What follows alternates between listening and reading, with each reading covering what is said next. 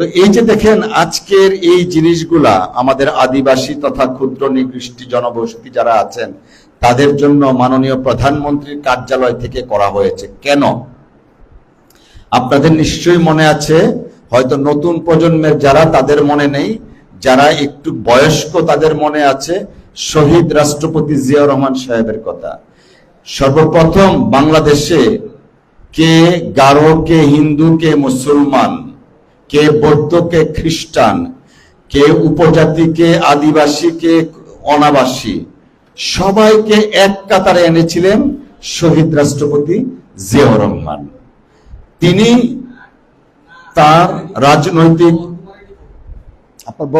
Telephone শেষ হোক, তিনি তার রাজনৈতিক দর্শনটা এমন ভাবে গড়ে তুলেছিলেন যে আমরা কেউ গারো, কেউ হাজং, কেউ হিন্দু, কেউ মুসলমান, কেউ সমতল, কেউ আদিবাসী, কেউ পাহাড়ি, কিন্তু প্রত্যেকেই আমরা কি বাংলাদেশী, প্রত্যেকেই আমরা বাংলাদেশী। এই দেশের নাগরিক, এই দেশ আমার মাতৃভূমি, এই দেশে আমি জন্মগ্রহণ করেছি। অতএব আমাকে পাহাড়ি বলে আপনি আমাকে দূরে সরাইয়া দিবেন বা সুযোগ কম দিবেন তা হবে না। কথায় কথায় বলে অনগ্রসর পাহাড়ি জনগোষ্ঠী বা আদিবাসী, অনগ্রসর শব্দটা আনে।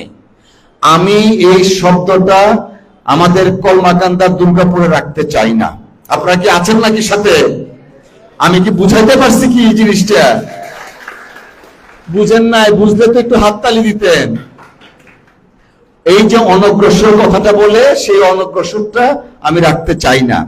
যে কারণে আপনাদের বিভিন্ন এই কলমাকান্দা দুর্গাপুরের যারা হাজং আছেন তাদের মন্দির সেই একবার তৈরি হয়েছিল, আর রিপেয়ার হয়নি।